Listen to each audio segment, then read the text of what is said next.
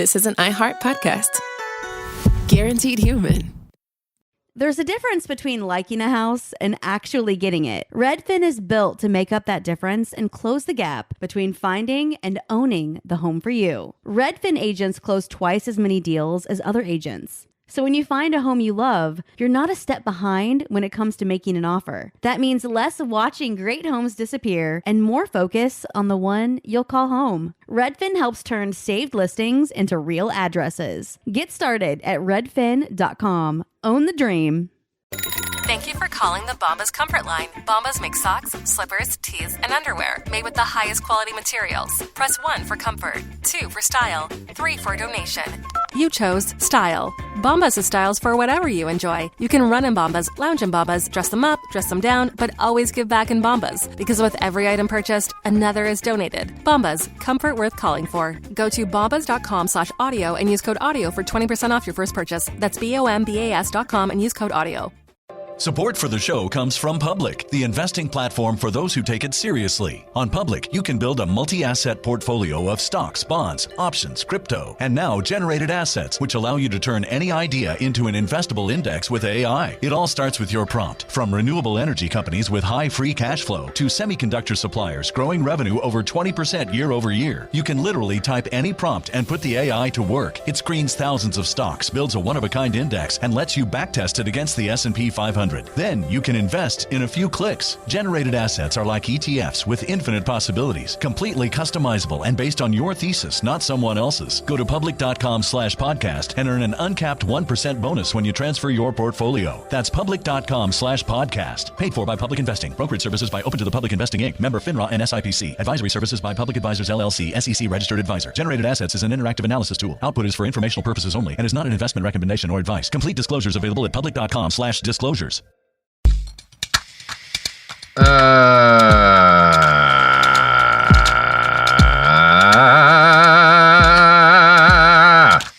Woo!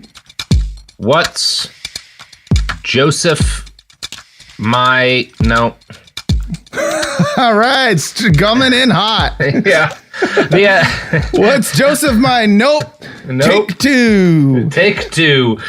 Everybody, this is Behind the Bastards, a podcast about the worst people in all of history. And let's just rip off that Band-Aid. We're talking about Josef Mengele for the next 4 episodes. Oh, fuck. Yeah, the working title of the doc is just Josef Mengele, Jesus Christ. Oh, yeah. So stoked to be here. Yeah. How you doing, Matt? I'm doing good. You know, I've been stoked to come back on the show. And I've had this bit, ready to go for a while. Oh yeah. Before I knew we were going to talk about Josef Mengele, I switched the soundboard and it's all Jar Jar Binks. Great. And I now am realizing the Jar Jar soundboard is not going to work for this particular episode. Well, a lot of people will say, this is actually an argument historians will make all the time, that, oh no. I love it personally. A lot of historians will argue that Mengele was the Jar Jar Binks of the Nazi regime. That's true.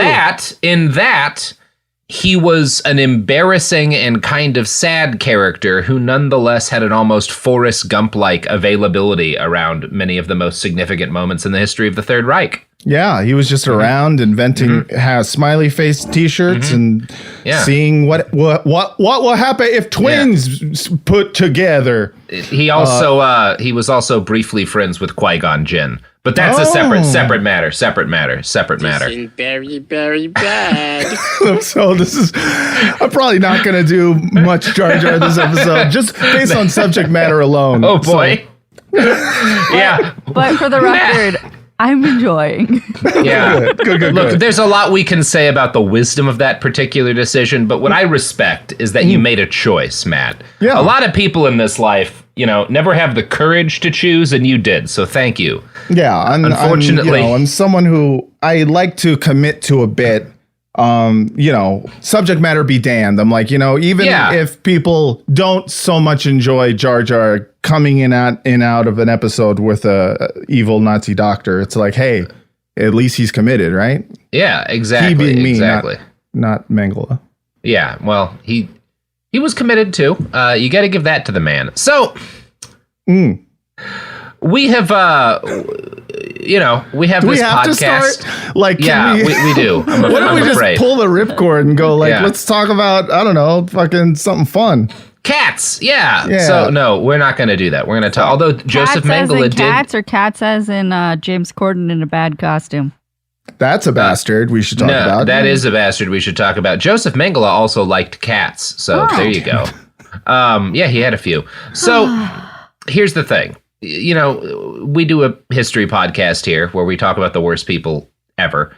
And we have a lot of different subjects. And because, we've been doing this for so long, we'll alternate between, this week we're talking about a dictator. This week we're just talking about a fascist who was pretty good at chess, or we're making fun of Ben Shapiro's book. And whenever we do those kind of like less intense episodes, we get messages from people being like, how dare you cover this guy who's not as bad when you haven't done this other worse guy yet? Oh, wow. And it used to be the person that we would get most often for that was Kissinger, right? Sure. People would be like, how dare you talk about, I don't know, so-and-so when you haven't talked, Jordan Peterson when you haven't done Kissinger. It's like, well, Jordan Peterson was a little more fun than Kissinger. Yeah, right. Since we've done the Kissinger episodes, now it's Josef Mengele. And all I have to say to the people who have been messaging me about him is be careful what you wish for, shitbirds, because here he fucking is. So good use of shitbirds, by the way. One of my favorite words. That was synergistic to, can I do my plug up top just in case people are like, Mengele? Absolutely. Bye. This is the time to do the plug, Matt. Okay. I have a Wire and Sopranos rewatch podcast. It's called Pod Yourself a Gun. That's what you look for on the iTunes store. You guys have lots of reviews, like so many reviews. I feel like people listen to your podcast. So I'm going to say, hey, sure. You don't even have to listen to Pod Yourself a Gun. Just give us 5 stars in review and a Jar Jar quote, and I'll be happy, dog. Yeah, review bomb them. Positively, please. Yeah. 5 stars. If there's other Wire podcasts, sabotage them, cut their brake lines. Go out there and do good. Yes. Matt. What? First off, I want to ask, what do you know about Josef Mengele? Like, if a caveman got thawed out of ice and wanted you to explain the Holocaust to him, how would you explain who Josef Mengele was? All of my knowledge of Josef Mengele comes from the Slayer song "Angel of Death," which doesn't tell you much, but it's that and. I saw an info, like one of those like infographic, like Kurzgesagt. It's like a YouTube channel that has like, what if, an asteroid hit the Earth, and it's like a scientific take. Oh, yeah. So some weird, like off-brand channel tried to do the same thing with Mengele. And, and it's terrible, like, because the person who's like narrating it is still trying to do like a happy, engaging voice, and you can't really do that when you're talking about sewing twins together. So I know that he did that. I know that he was I know how it ends. I know that he's bad, and I know he was evil doctor. Also, the video ends with sound off in the comments if you agree with Dr. Mengele's experiments. And I was like, that's not. Wait, what? For serious? That's how it ends. Yeah, that's how it ends. And I was like, that's a mistake. That is a weird shit. That's unhinged. No, that's unhinged. Yeah. It's interesting that you bring up, because you brought up a couple of times the sewing twins together stuff. Yes. There's a lot of stories about Mengele. First off, your basic contention, he was an evil doctor, absolutely accurate. Obviously, this is Behind the Bastards. We're covering him. A lot of the stories about stuff Mengele did at Auschwitz are not entirely accurate, in that they are things that happened, but they're not necessarily things that Mengele did. And we're going to talk about that. The actual, the story of Mengele that has kind of emerged as more robust historiography has come out is a lot worse, I think, than the the stories that were coming out in the 70s, the Boys from Brazil era sort of depiction of him. I think it's worse than but it's also different in some important ways. So I do want to let people know up top, this is going to be maybe not the series you're expecting. We're going to spend all this week actually talking about, as much as we talk about Mengele's early life, we're going to be talking about the birth of the Nazi racial science medical community, because you cannot extricate Mengele's acts from that larger medical apparatus. Right. So, without further ado, Josef Rudolf the Red-Nosed Mengele, why did I do that, was born on March 16th, 1911, in a little I mean, I like that you were just like, hey, you know what? Why not? Why not? Remember Christmas? Yeah, he's a March baby. He's not that far off. And you were like, Ye gods, what the Misa saying? Okay, I'm sorry. Go ahead. Good God. The ADL is preparing to firebomb us both out of our homes. I just, up top, I am Jewish, and I also get constantly brigaded by Nazis online. So yeah. And up top, I did not ask you to put in the Jar Jar Binks sound box. No, he did not. That was a pure you. I did make the Rudolph the Red-Nosed. I don't know why. Anyway, he was born in a little town called Günzburg on March 16th, 1911, in southern Germany. His father, Karl Mengele, was an engineer who designed farming equipment and owned a small manufacturing firm that produced it. If you are particularly in Europe and in Latin America, if you're like hang out on farms, you will see equipment often that says Mengele on it. Still? Yeah. No, there's still a thing. You didn't or at least they the were brand a little? Pretty recently. It definitely had an impact on the brand. I mean, I'm not going to say you have to respect them for continuing the name. It's like if Hitler had a cousin who made calculators, and in like 1946, he was like, look, man, I was like, fuck that guy, but I'm not changing the name. Yeah, it's the TI-88. The TI Hail Hitler. So Karl started his small manufacturing firm repairing farm equipment.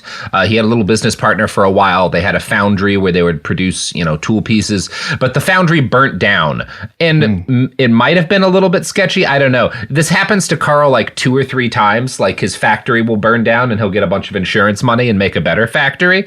But also, this is like the early 1900s, so I'm not surprised that a bunch of German foundries are burning down. Shit burned down a lot back in those days. Yeah, they didn't have fire extinguishers. They didn't believe in wind. It was a different time. So at the time that Joseph was born, Karl employed 7 workers and was probably what you'd call upper middle class, starting to verge on wealthy. Joseph's mother was the formidably named Walburga Mengele, and with a name like that, you're talking about a tough customer. Well, yeah, Walburga, strong on plow for sure. Yeah, for sure. Now, she was 3 years older than her husband, and from a well-off family in Günzburg, and as a result of being rich and very, very angry, she had kind of no fucks to give. Decades later, Joseph would describe his father as good-natured and soft-hearted, but his mother as determined and forceful. And, periodically she would have to come in and like work the factory when her husband wasn't there or whatever. And like biographers will note, like all of his employees were fucking terrified of her. Right. I don't think this has any bearing on the man Mengele becomes, but it's fun context. So Karl and Walburga's firstborn baby had died a couple of days after being born. And so when Joseph came out, I think a year or so later, and was healthy, he was celebrated by his whole family. In writings years later, Joseph would describe his early childhood as a secure, full home surrounded by extended family and hired help who all nourished and obsessed over him. During the first 3 years of his life, he was joined by 2 younger brothers, Karl and Alois. There's just, whenever I come on the show and you talk about like Nazis, I'm always waiting for like more of the like at home, like trauma, like, early childhood trauma to like explain stuff. And I think consistently that's almost never been the case. Yeah. And that bums me out more than anything. Yeah. It's interesting. We just did Coco Chanel, who came from like a nightmare background, maybe like the most difficult childhood of any person we've ever talked about on this show. Yeah. And we were talking during that about like how often is it with these monsters that they have like some horrible, horrible childhood versus not. And honestly, I think the worst of them tend to grow up in reasonably secure homes. Hitler's dad was kind of a dick, although I don't think exceptionally for the age. They were very poor, though. His mom was sick, but she loved him. Like he grew up with like love and a family who cared about him. That's just that doesn't seem to have much of a protective effect from being one of history's greatest monsters. A lot of loving homes produce war criminals. I'm just trying to figure out how to raise my daughter. Yeah. Whatever I need to do to make her not do race science, I'll do it. And if it means being more strict, I guess I'll have to do it. I don't know, dog. No, I mean, the answer is I think nobody knows. Nobody knows how to not make war criminals, which is why we have so many of them. Yeah, that makes sense. Maybe like if she ever considers doing a war criminal, like get one of those like little spray bottles and like right in the nose, like a cat. Like no. Cat. Yeah, exactly. Don't do that. No. Yeah. No ethnic cleansing. Spray her as she's trying to measure a skull. No. So bad. Joseph's family was conservative and Catholic, so that may be a bit of a red flag, though. Yeah. Norman Stone, who's an Oxford professor who analyzed Joseph's memoirs on his own life later, has claimed that, quote, respect rather than affection seems to have ruled the household. And Gerald Posner, who wrote an early positive and detailed biography of Mengele, seems to embrace this view of Mengele's early life, that like the family was secure but not warm. He wrote, the relationship between his parents did not improve the emotional austerity of the Mengele home. They were known as a quarrelsome pair. Joseph wrote bitterly of his father as a cold figure and of his mother as not much better at loving, although he came to admire her energy and decisive nature. For the early parts of his life, a nanny called Monica fulfilled the dominant maternal role, coaxing and at times intimidating Joseph into holding fast the Catholic faith. For his parental legacy at last, Mengele was grateful. In his autobiography, he wrote, one could feel flattered that the family tradition going back generations was continued with the name of the father of Christ, Joseph. And this is, it's weird because that seems to be like him saying, well, it was kind of a cold relationship. It wasn't very loving. Some of Mengele's own writings contradicts that. And David Marwell, who wrote a better biography of Mengele, I think, than Posner, tempers this attitude because he really does emphasize he has a big family. He seems to be very much wanted as a kid. He has a lot of resources poured into him. Obviously, no childhood is perfect. The fact that he's deeply cared for and that his parents could be distant and stern can both coexist. Yeah, they're fucking German. Yeah, they're German, right? Yeah, this sounds like default German parents. Yeah, just like, take out the trash. And it's like that's how you say I love you. In a way. Yeah, screaming at them. I remember I bring this guy up. One of the old school Nazis, former Nazis that I talked to, earlier in my life was a guy who'd been in the Hitler Youth as a kid. War ended when he was 14. And he would talk about like his family life. And one of the stories he would tell is that like, and he framed this as a pretty common kind of thing is, the father in Prussian culture in particular was like the dictator of the family. This was actually a big aspect of kind of the way the Nazis talked about how the state should work. The father is the dictator of the family, and the father follows the Führer in a way that's very much like that, right? Right. The house is the fatherland. I get it. Yeah. And so he was like, well, a couple of times a week when we would have an egg, because eggs were hard to come by, we would all sit around the table and watch as my father ate the entire egg. And that was like a thing we did as a family.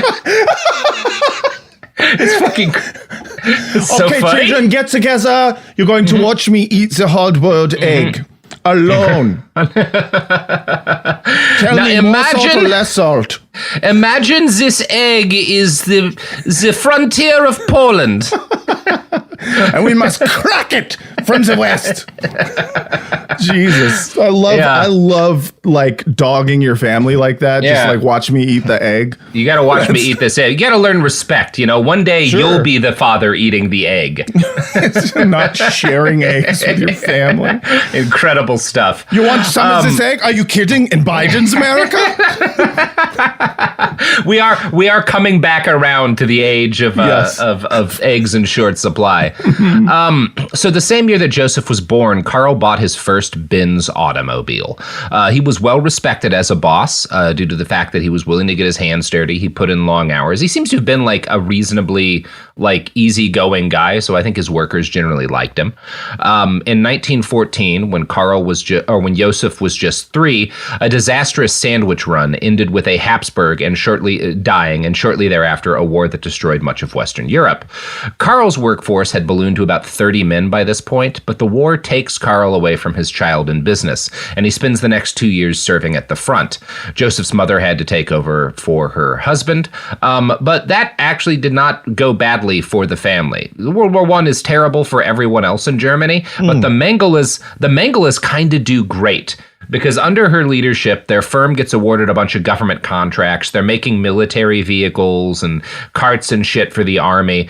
Karl returns after 2 years at the front because the firm has gotten so much bigger that like the government's like, we need you running your company rather than fighting.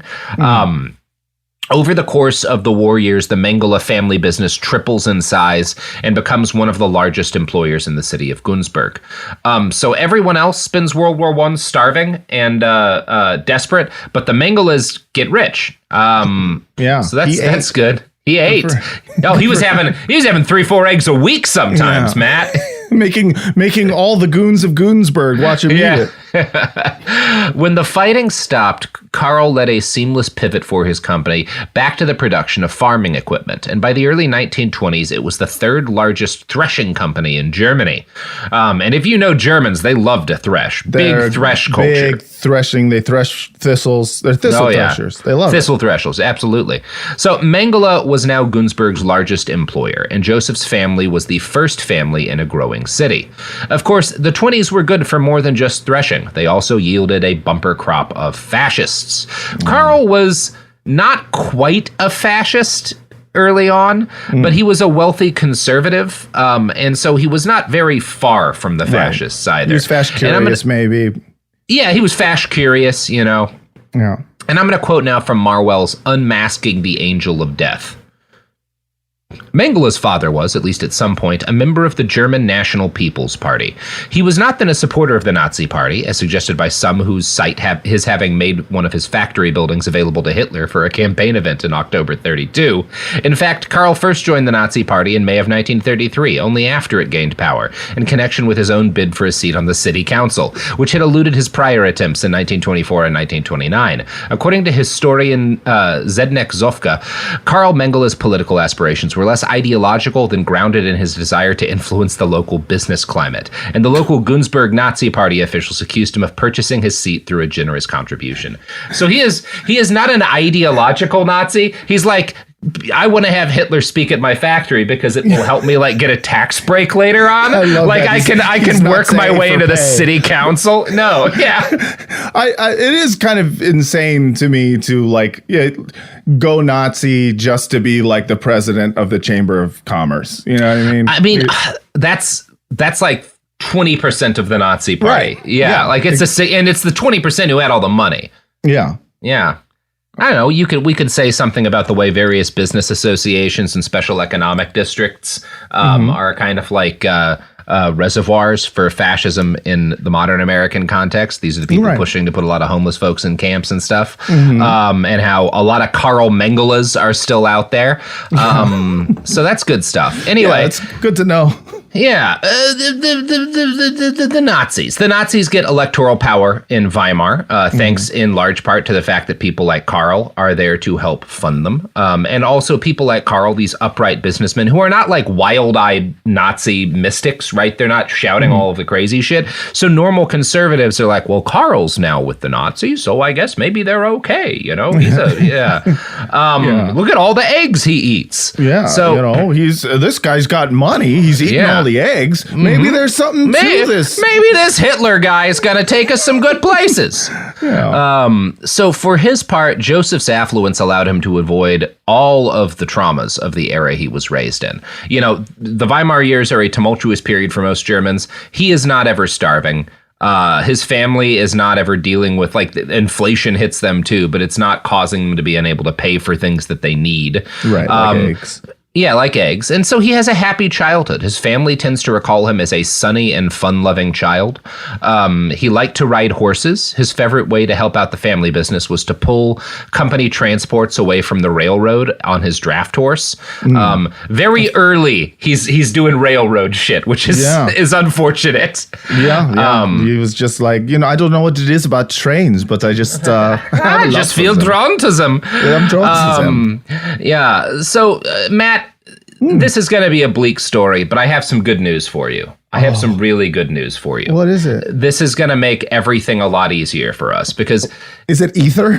No, it's a nickname. Josef Mengele has a nickname. Oh, yes. And his nickname is Beppo, which is Italian for Giuseppe or Joseph, and also is why the Buca di Beppo chain of Italian restaurants, which is part of a proud fascist culinary tradition, is named that. They're named in his honor. You can look it up. Buca di Beppo. Yeah. We love a Mengele. Well, Buca di Beppo literally means Beppo's hole, which is referring to Josef Mengele's throat because he loved pasta so much. Look it up. Yeah. I believe it. Yeah. He was a throat goat, proto throat goat.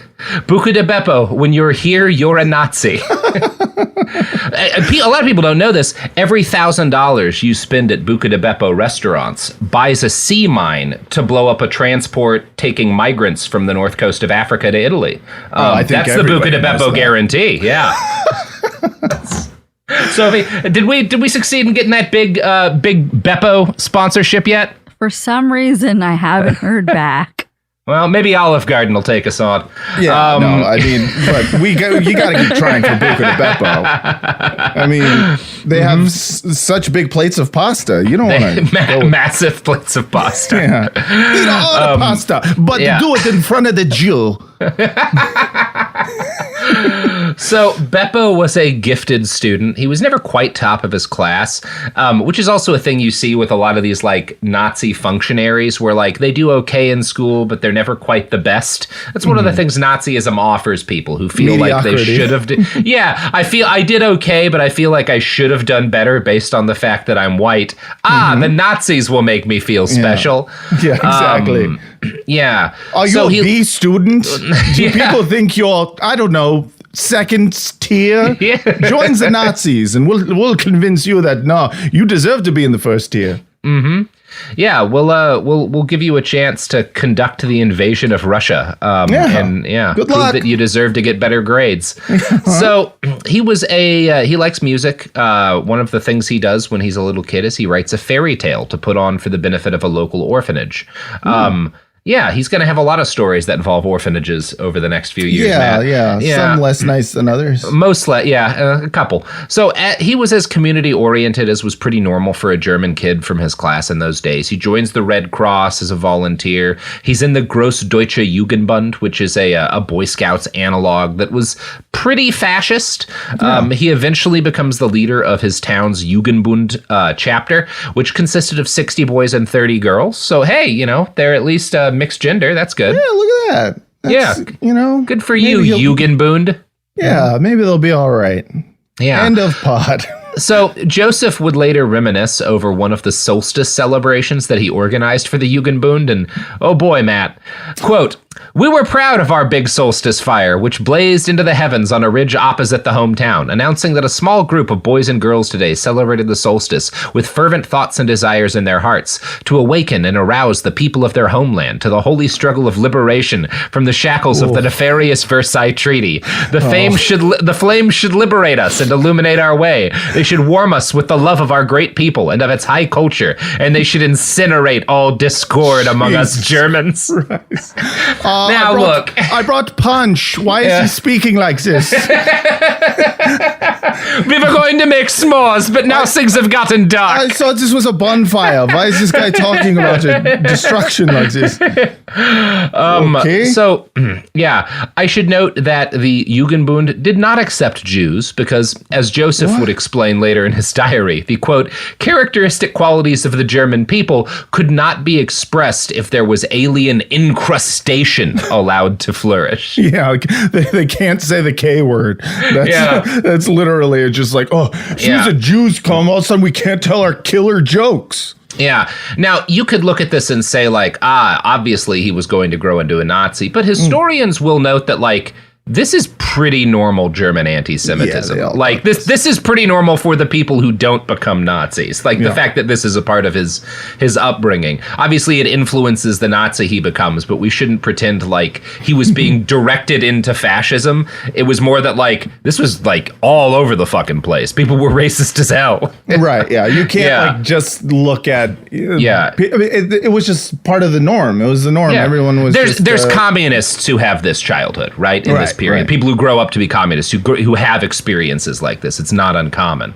Yeah. Obviously, those people often did a much better job of getting past it. But like, he has a pretty normal upbringing, racism-wise. Yeah. I found Jews the normal amount. The normal. That's actually.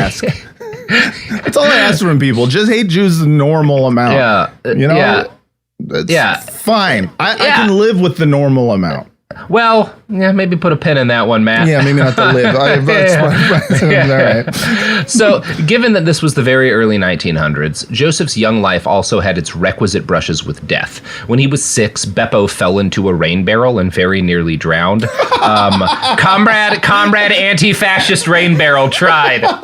It tried? Also, how do you fall into a rain barrel, Beppo? Absolutely. Just a flag with a rain barrel that says, I tried. I love these anti-fascist rain barrels, dude. It did its best. It did more than us, you know? It did more to try to stop Mengele. And it's going to, this rain barrel incident's going to linger with him for a while, because he gets a case of blood poisoning. Beppo, new nickname. Yeah.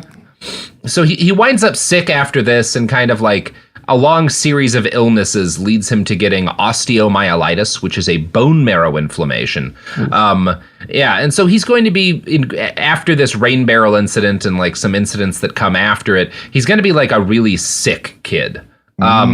All told, though, he's on what you might call the precocious gifted kid track in school. He earns really good grades in primary school, kind of average grades in his secondary school because he's absent so often because of he's sick, he gets kidney infections, all this kind of shit. Because of the barrel.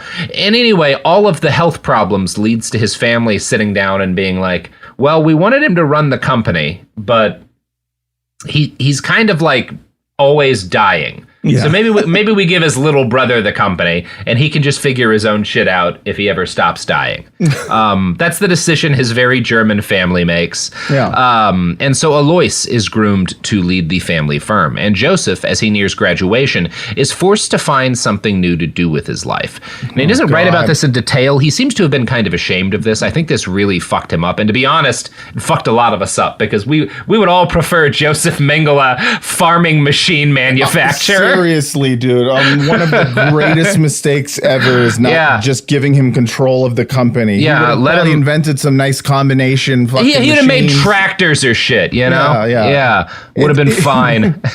It threshes and it plants at the same time. The only combination machine you need.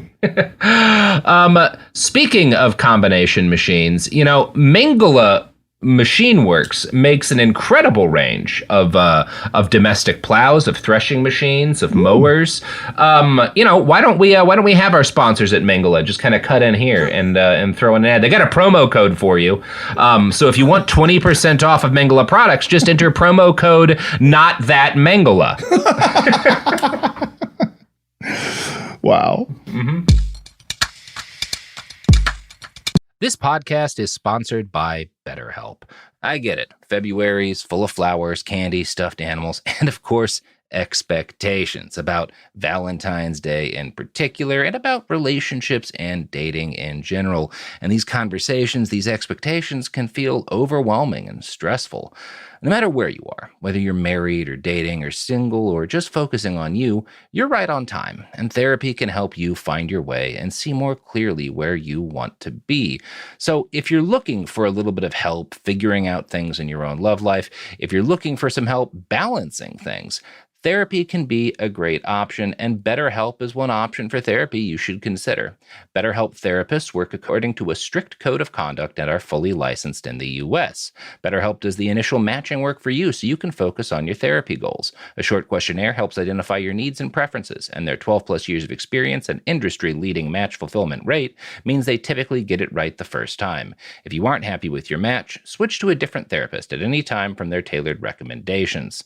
BetterHelp is the world's largest online therapy platform, having served over 6 million people globally with an average rating of 4.9 out of 5 for a live session based on over 1.7 million client reviews. So sign up today and get 10% off at betterhelp.com/behind. That's betterhelp.com/behind. Support for the show comes from Public, the investing platform for those who take it seriously. On Public, you can build a multi-asset portfolio of stocks, bonds, options, crypto, and now generated assets, which allow you to turn any idea into an investable index with AI. It all starts with your prompt. From renewable energy companies with high free cash flow to semiconductor suppliers growing revenue over 20% year over year, you can literally type any prompt and put the AI to work. It screens thousands of stocks, builds a one-of-a-kind index, and lets you backtest it against the S&P 500. Then you can invest in a few clicks. Generated assets are like ETFs with infinite possibilities, completely customizable and based on your thesis, not someone else's. Go to public.com/podcast and earn an uncapped 1% bonus when you transfer your portfolio. That's public.com/podcast. Paid for by Public Investing. Brokerage services by Open to the Public Investing Inc. Member FINRA and SIPC. Advisory services by Public Advisors LLC, SEC registered advisor. Generated assets is an interactive analysis tool. Output is for informational purposes only and is not an investment recommendation or advice. Complete disclosures available at public.com/disclosures. Life gets messy. Spills, stains, pet accidents, and kid chaos. But with Anabay, cleaning up is easy. Our sofas are fully machine washable, inside and out, so you never have to stress about messes again. Made with liquid and stain-resistant fabrics, that means fewer stains and more peace of mind. Designed for real life, our sofas feature changeable fabric covers, allowing you to refresh your style anytime. Need flexibility? Our modular design lets you rearrange your sofa effortlessly. Perfect for cozy apartments or spacious homes. Plus, they're earth-friendly and built to last. That's why over 200,000 happy customers have made the switch.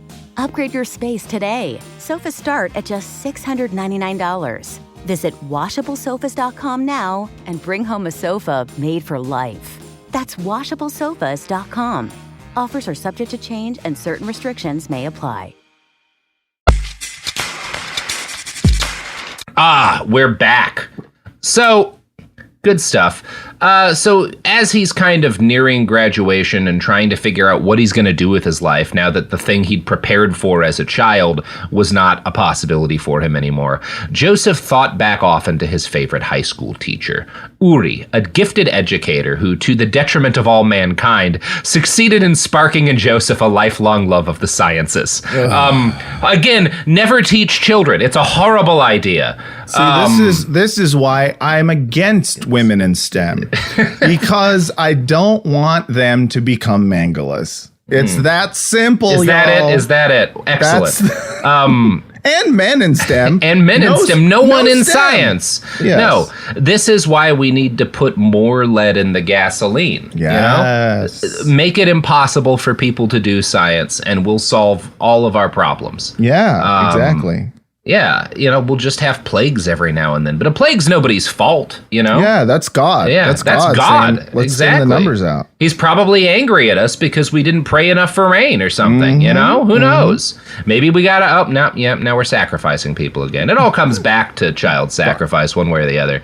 So Uri teaches him to love science, which would prove to be a horrible mistake. And as he nears the end of his primary school days, which the Germans called gymnasium, Joseph's favorite subjects are all hard science. He especially loved zoology and biology, but his favorite course of study was the budding new discipline of anthropology. Oh boy. Oh boy. Yeah. I'm going to quote now from David Marwell's Mengele. In April 1930, he passed his Abitur, the high school exams, with a promising but unexceptional grade. His father had counseled him that what counted was what one achieved, not what one set out to achieve.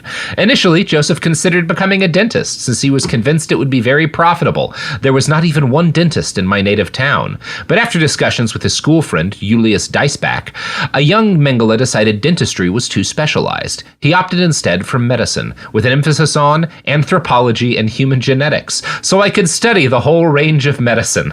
Thus, Joseph, that's good. Don't go specific. You don't want to be a specialist. You want to get real broad. In fact, you want to get so broad that you're just taking wild guesses based on skin color. You want to convince yourself that you have a much deeper understanding than you do because you skimmed a couple of textbooks about like history and race and ear shape. That's going to be good for you.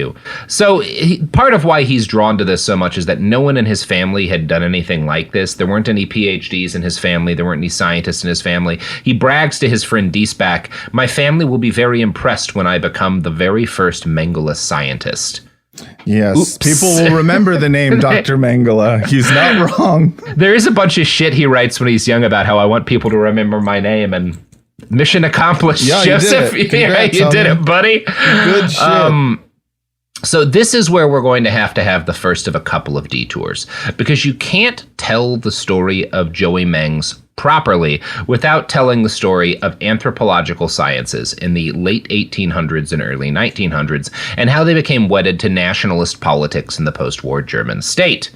The origins of race science, as Mengele came to know it, actually start back in like the 1700s. One of the earliest developments in what would become Mengele's field happened in 1727, when the Earl of Boulainvilliers attempted to make a scientific argument that the French nobility were descended from a superior race of long-headed Nordics.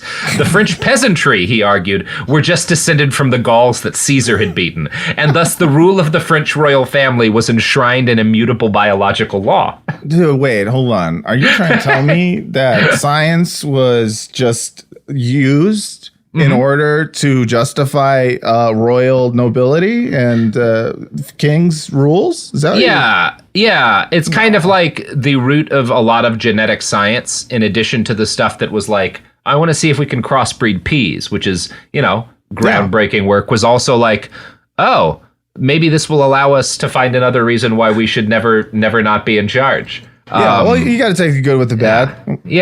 That's really the history of genetics in a nutshell. Yeah, you got to take the good with the bad. I mean, you got to assure genocides here and there, but also seedless watermelon. Exactly. Spitty. Look, you get some seedless watermelons. You get, hundreds of thousands of people being burnt to a crisp in Auschwitz.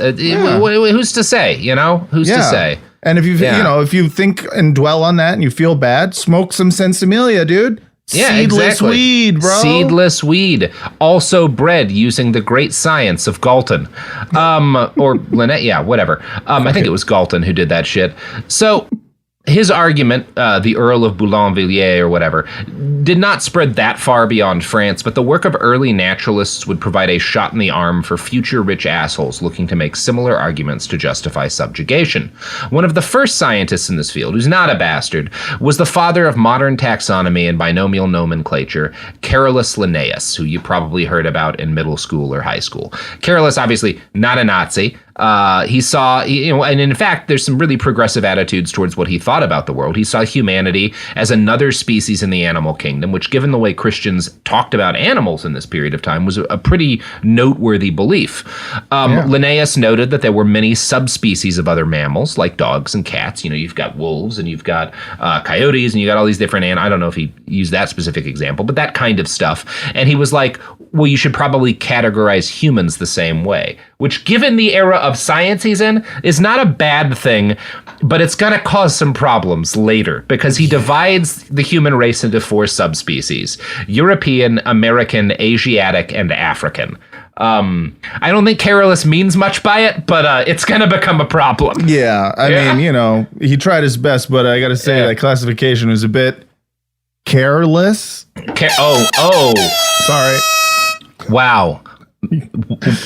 Incredible. He sounds like All right, move on. No, you know what? That's a T-shirt right there. We'll figure it out. All of that. Put it all in a shirt. So Linnaeus is a Swede, and one of his most influential colleagues is a Dutchman, the anatomy professor Petrus Camper. Camper spent way too much time, and Linnaeus, again, groundbreaking scientist. Camper is a little sillier because one of the things this guy does is he spends a shitload of time looking at old statues like that the Greeks had made and being like, God, why are these people so hot? They must.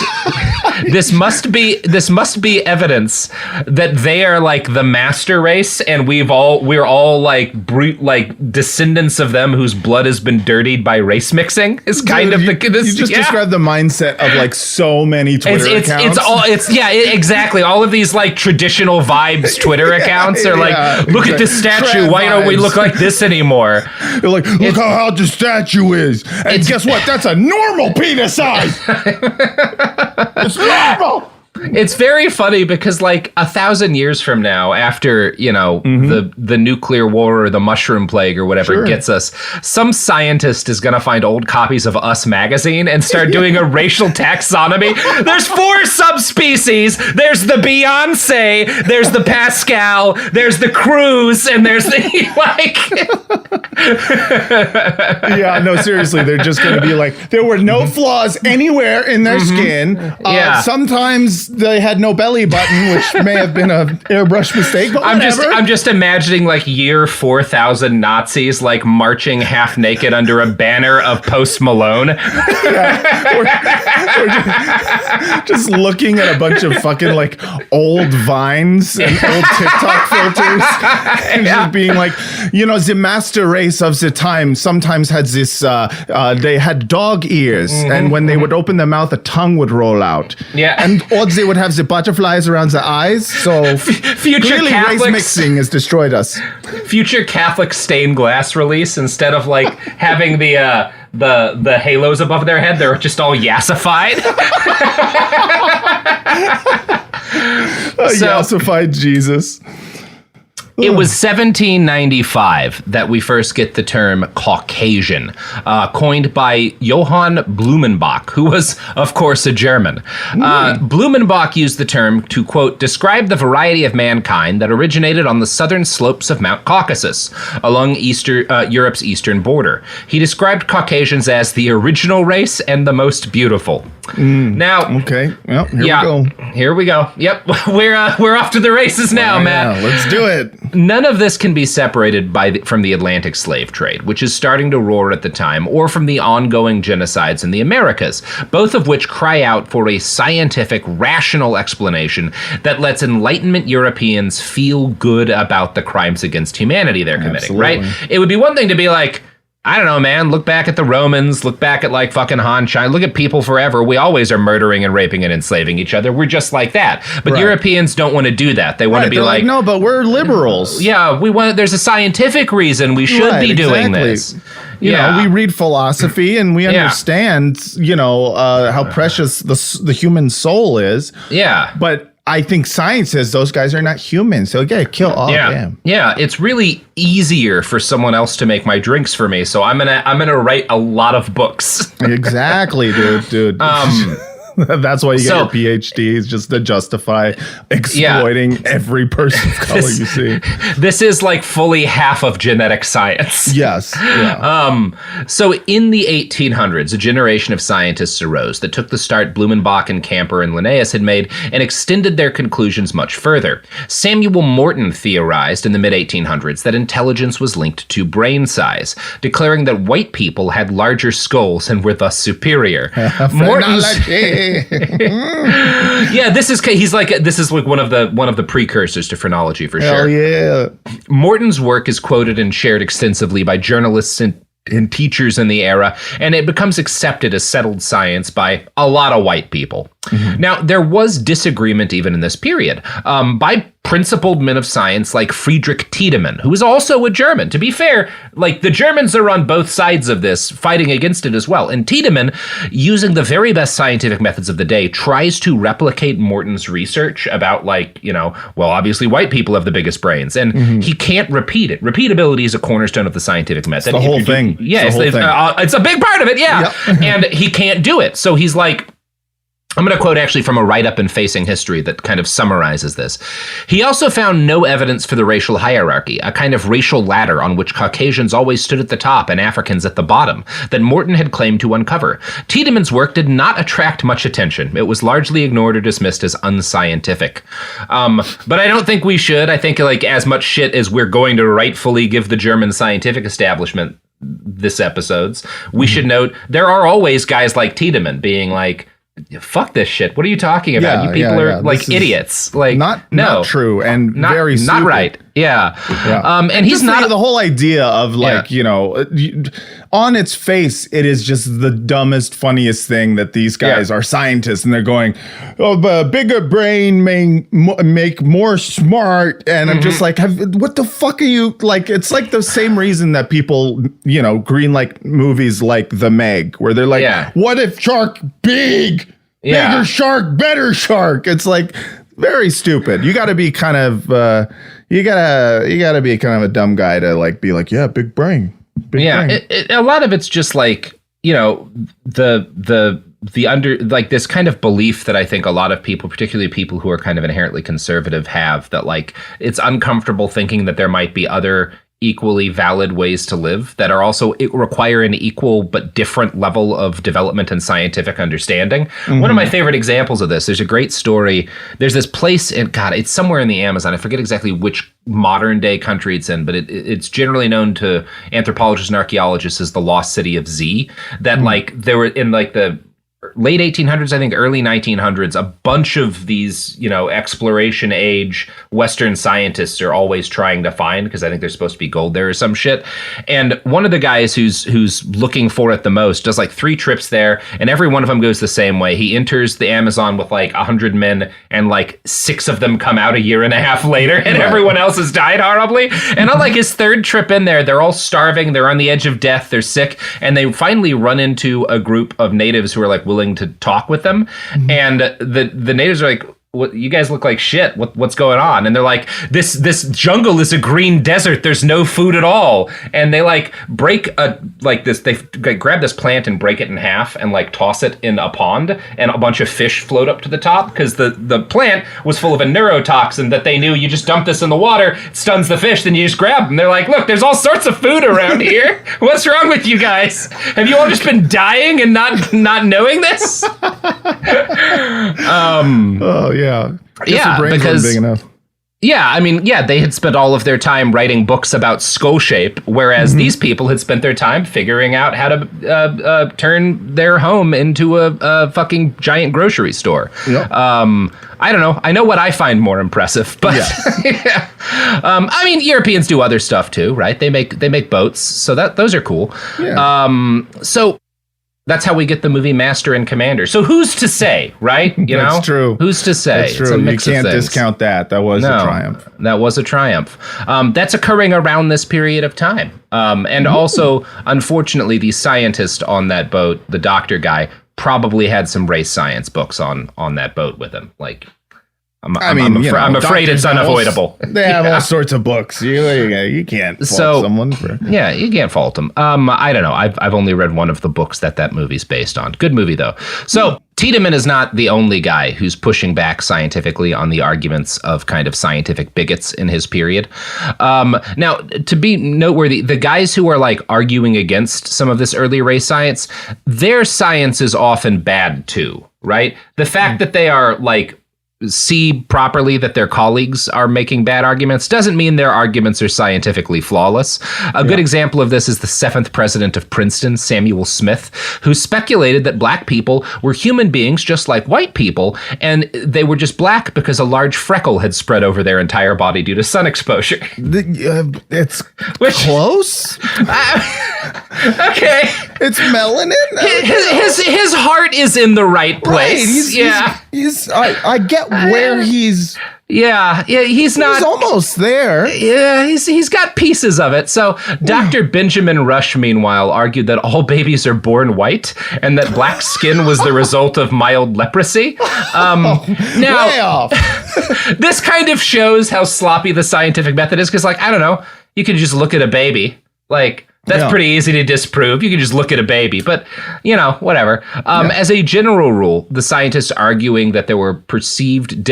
so basically, you have kind of two groups here. You have the scientists arguing there is a racial hierarchy, and these are different subspecies, right? Mm-hmm. And you have the scientists arguing that, like, all of the differences that we see are the result of either nurture or environmental exposure, not immutable characteristics. Right. And the ones who are making that argument, even when their science is bad, are at least less likely to espouse racism to justify entrenched power structures. Now, that doesn't mean it doesn't happen, because a decent chunk of, like, the people arguing for slavery in the 1800s are being like, oh, eventually we'll, you know, raise them up to be our equals. It's just we have to keep them enslaved until then. So that is, like, you know, there's a lot of different things being said in this period.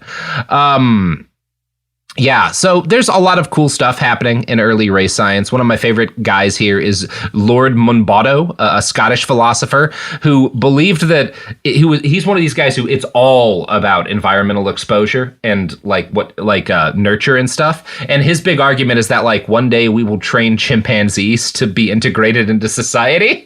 Like, we'll have chimpanzees in parliament. I wish he'd been right. Honestly, I like where his brain's going with this. I wish he'd been right. Yeah, because, I mean, they do a better job than those clowns in Congress. That's right. I mean, I would vote for any living chimpanzee over almost any living congressperson. They probably don't have to ask the CEO of TikTok if their phones connect to Wi-Fi. No, they're just happy to look at the dancing lights. You know, yeah, exactly. They don't care about Wi-Fi. They're chimpanzees, and they're not cowards. And if they really disagree with someone, they will tear them limb from limb. Oh man, can you imagine if we had, like, Congress fights like we had in the 1800s, but with a bunch of chimps? Oh, it would fucking rule. Sick. It would fucking C-SPAN rule. Would be the #1 network. That's all I'd watch. I would just go into Congress and, like, toss a bunch of bananas in the middle of the floor. Let's get them fighting. I feel like the chimpanzees wouldn't go, what are you going to do about Finsta?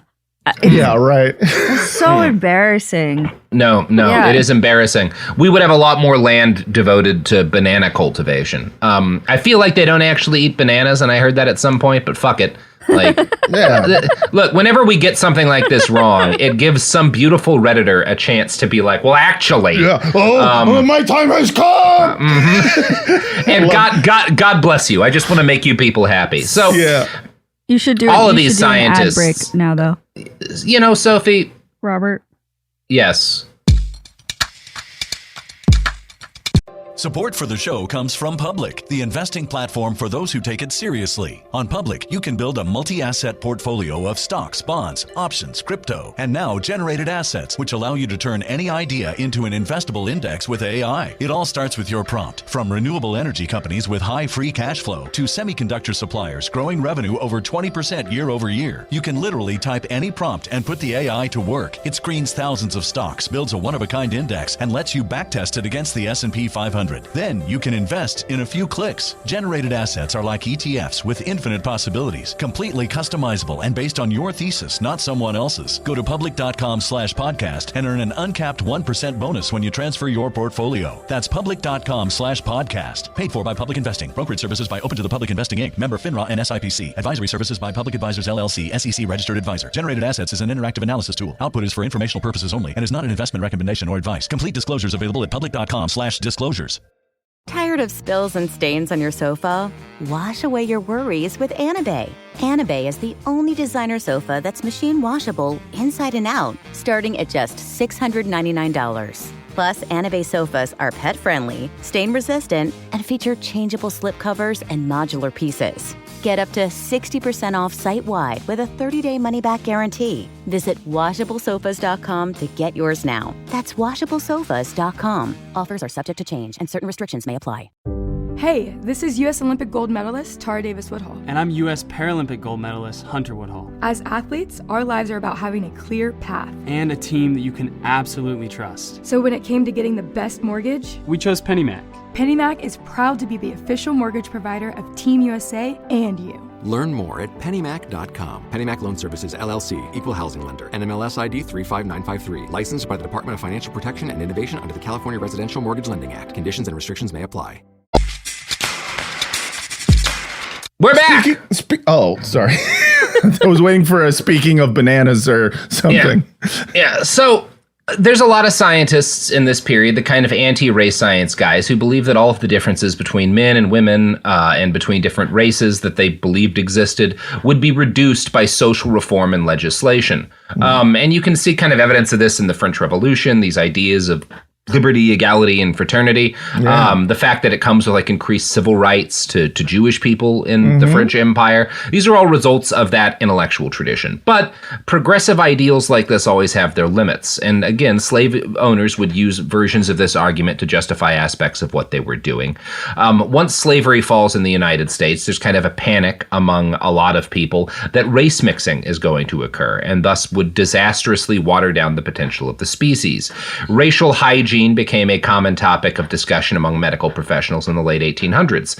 And the two countries most associated with this movement are the United States and Germany. Wow, that's so shocking. Oh my God.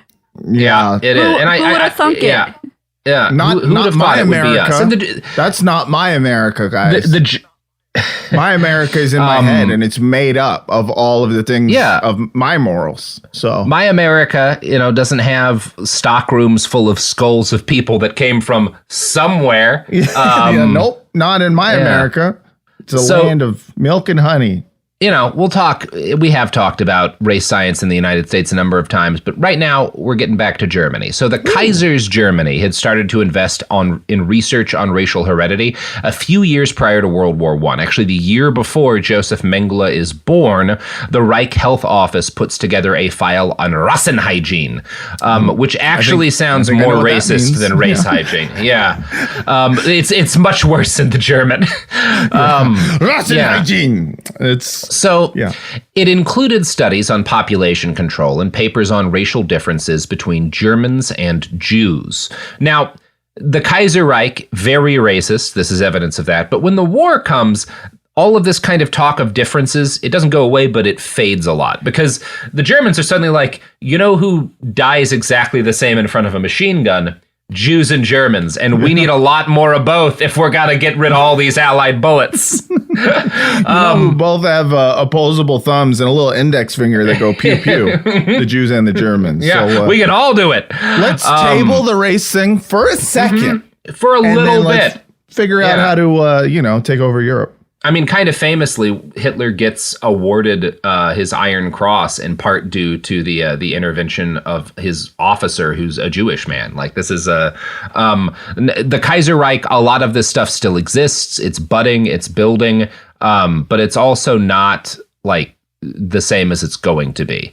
So as a result, it's during the Weimar years that things really take a leap forward. In 1920, the Prussian Interior Council creates a council on racial hygiene to discuss how to grow the German population and halt illegal abortion. While such work always had support from the right, initially at least, there is significant interest among scientists across the ideological spectrum. And to make that point, I'm going to quote now from Robert Proctor's book, Racial Hygiene, Medicine Under the Nazis. Many racial hygienicists supported a kind of state socialism whereby a strong central government would direct social policy towards programs to improve the race. The Society for Racial Hygiene allied itself with a number of groups advocating social reform. Conversely, many of those today remembered as progressives were attracted by the movement to improve the health of the race. Alfred Grotjahn, for example, today considered the father of German social medicine and one of the leading architects of Weimar Germany's progressive health reforms, saw racial hygiene as a legitimate concern of medicine.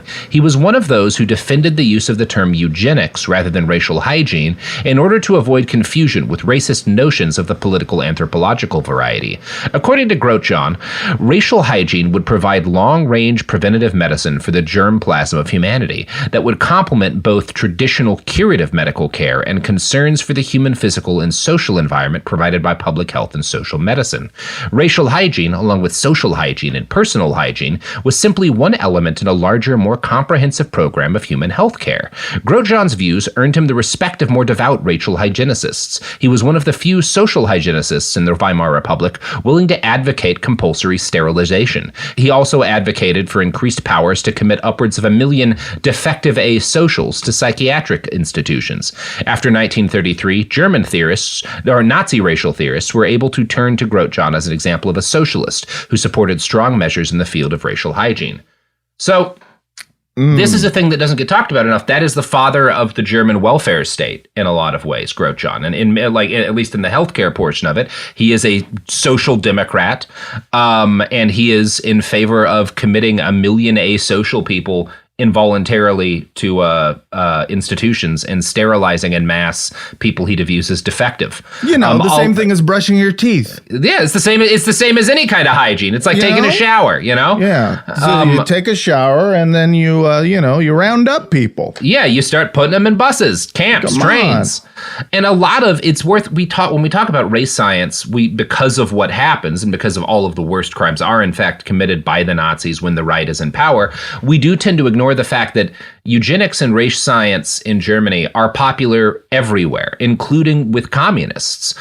The idea of a planned genetic future is something that German communists are going to embrace as well for at least a period of time. And it's not just in Germany. Germans can't help themselves. Yeah. No. Well, it's not just the Germans either. In 1925, there's a Soviet leading eugenics journal that publishes translations of German articles on racial hygiene with positive remarks. And partly as a result of this, Weimar Germany and the Soviet Union established a joint institute for racial biology in Moscow between 1931 and 1938. There's overlap there with the Nazi years. There's a period of time. You're making a point that, there's some sort of racial element for white people where they love race science. Yeah. I don't know how to work that into my worldview. It's interesting. I mean, this is part of, there's a bigger story here, which is like during the 30s, because both are kind of pariah nations, the Soviet Union and Weimar and the Nazi Germany actually have a lot going on together. Their militaries train together. They do all sorts of have all sorts of this is part of what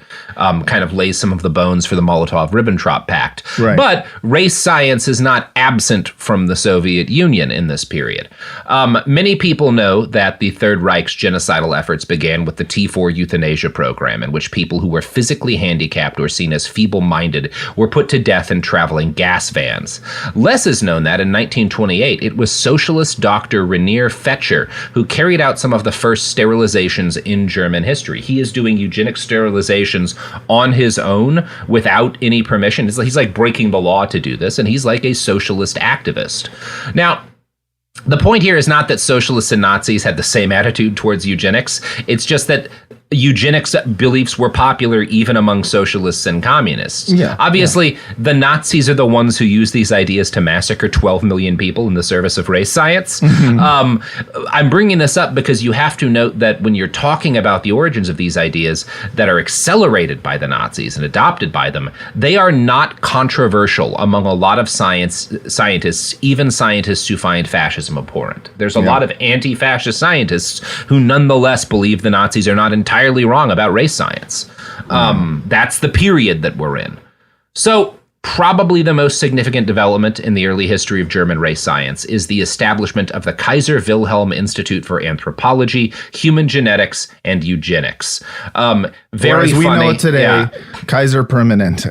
Kaiser Permanente. Yeah, that's what Kaiser Permanente stands for, the permanent Kaiser. Actually, if they are responsible for your health care, you are legally a servant of the Kaiser. That's how it works. That's my insurance. Yeah, the Kaiser, by the way, now is an AI-generated creature because that AI is really able to. I was going to do a hand joke, but you know what? That's not appropriate. Yeah.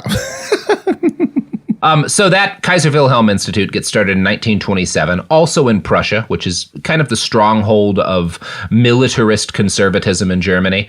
Support for the institute came from the very top of the Weimar state, though, including the president of the state health office and its chief medical statistician, Emil Rossel, who argued in favor of preventing marriage of the mentally ill to healthy Germans. This did not occur in a vacuum. Rossel noted that England, Sweden, the United States, and Norway all had similar institutes doing similar things. When the Kaiser Wilhelm Institute opened its doors, Eugene Fischer was appointed director. He was a nationalist Catholic, but not a Nazi early on. And in fact, a lot of his early research is kind of contra to the conclusions the Nazis are making. One of the things he'll argue is that hybridization leads to better health in European races. Like, he does a bunch of studies about, actually, when you've got Germans and, Slavs and English, and we're all breeding, everything turns out better. That's one of the things this guy argues. He's kind of an interesting guy. He one of the things he notes is that, like, where it has remained the most pure, the Nordic race has brought forth no great cultural achievements, which is very much not a Nazi attitude. Yeah, no, I love it.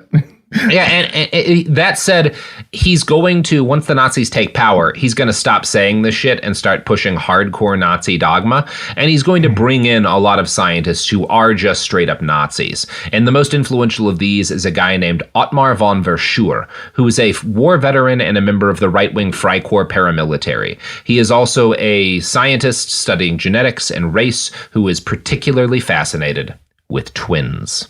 Oh boy. Bum, bum, bum. No. Oh God. Yeah, no, it's not. Look, there's very rarely does it end well when people are fascinated with twins. One way or the other, a lot of fucked up shit comes from that. Yeah, whether it's Nazi experiments or being weirdly attracted to those beer commercials. Mm-hmm, exactly. It's not good. Or the doublemint ones. Or the doublemint. Why do people want to fuck twins? It's incest is going on.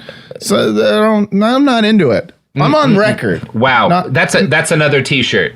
Yeah. Just a picture of your face. I'm not into twins. I'm not into twins. Gross. Matt That's Lieb. incest. Mm-hmm. Matt Lieb, a statue of you breaking a packet of doublemint gum in half. I'm a big red guy. Mm-hmm. Now, Big Red's that's an anti-fascist. It really is. Big Red is literally Stalin's gum of choice. Mm-hmm. Now, the anarchist gum is, of course, Big League Chew. That's right. Look it up. So after Hitler takes power, Fischer, starts going hardcore into the Nazi stuff. He praises the Nazis as the first political movement to recognize that culture is the product of, quote, the qualities of the race that has given rise to and carried on that culture. Fischer draws a line between the Marxists and men of natural science and National Socialism when he says, the Marxist socialist view concerns itself with the single individual. We National Socialists, in contrast, concern ourselves with the family. Oh, now, here we go. There's a Margaret Thatcher quote that always makes me think about, which is, there's no such thing as society. There are men and women and there are families. But there's probably nothing to that. There's always a really relevant Margaret Thatcher quote when talking about Nazi stuff. There really is. But that's a subject for another day. Let us return to our buddy Jojo Mengele. So, Jojo Mengi Meng. Yeah. My name Meng. Jojo the Mengele. So the Nazis are not in power when he joins Munich University as a student in philosophy and the medical schools. But he's like doing an anthropology medical kind of thing where he's getting like his PhD and his MD kind of at the same time. It's easier to get both back then. So while the Nazis are not yet in power, race science is humming right along. When Josef starts school, the Nazis are the second largest party in the Reichstag. He would later write about his early impressions of the National Socialist Party. I was not then old enough to vote. My political leanings were then, I think for reasons of family tradition, national conservative. I had not joined any political organization, though indeed I was strongly attracted by the program and the whole organization of the National Socialists. But for the time being, I remained an unorganized private person. But in the long run, it was impossible to stand aside in these politically stirring times. Should our fatherland not succumb to the Marxist Bolshevist attack, this simple political concept finally became the decisive factor in my life. So, yeah, it always starts with an obsession with anti-communism with these guys. It really does. It's that is always the root. And of course, the root right communism there. is Jewish in their eyes. So, Wow. One thing leads to another. Oh, wow. Good God. How rude indeed, Jar Jar. How rude indeed. Yes, Jar Jar, some people gonna die. Good God. Good God, indeed. Good God. Matt, what? You got any pluggables to plug? Oh, same stuff. If you like The Sopranos or The Wire and you want to, rewatch it or just listen to guys, talk about it, pod yourself a gun. It is the world's only The Wire and, Sopranos podcast. Yeah. So I plug that and, I'll be all right. This is going to be a fun one. I'm very excited, I'm very excited for what's coming. And I'm going to just pet my child for a little bit. Yeah, I'm going to pet a child too. I'll go find one. It's not hard. Yeah, I don't know if that wording is really good for you, buddy. No, Sophie, I got a net. It's fine. All right. Well, that's going to do it for us here at Behind the Bastards. Until next time, if there is a next time after that comment. Fishing net works just as well on kids. Anyway. Repeating it really helps. It always does. God bless you all. Behind the Bastards is a production of Cool Zone Media. For more from Cool Zone Media, visit our website, coolzonemedia.com, or check us out on the iHeartRadio app, Apple Podcasts, or wherever you get your podcasts. Tired of spills and stains on your sofa? Wash away your worries with Anabay. Anabay is the only machine washable sofa inside and out, where designer quality meets budget-friendly prices. That's right, sofas start at just $699. Enjoy a no-risk experience with pet-friendly, stain-resistant, and changeable slip covers made with performance fabric. Experience cloud-like comfort with high-resilience foam that's hypoallergenic and never needs fluffing. The sturdy steel frame ensures longevity, and the modular pieces can be rearranged anytime. Shop WashableSofas.com for up to 60% off site-wide, backed by a 30-day satisfaction guarantee. If you're not absolutely in love, send it back for a full refund. No return shipping or restocking fees. Every penny back. Upgrade now at WashableSofas.com. Offers are subject to change, and certain restrictions may apply. There's a difference between liking a house and actually getting it. Redfin is built to make up that difference and close the gap between finding and owning the home for you. Redfin agents close twice as many deals as other agents. So when you find a home you love, you're not a step behind when it comes to making an offer. That means less watching great homes disappear and more focus on the one you'll call home. Redfin helps turn saved listings into real addresses. Get started at redfin.com. Own the dream. There's no championship league for small business owners, but if there was, you'd be at the top of the standings. Because going pro with Lenovo Pro means you've got the winning formation, one-on-one advice, IT solutions, and customized hardware powered by Intel Core Ultra processors help you stay ahead of the competition. Business goes pro with Lenovo Pro. Sign up for free at lenovo.com/pro. Lenovo. This is an iHeart podcast. Guaranteed human.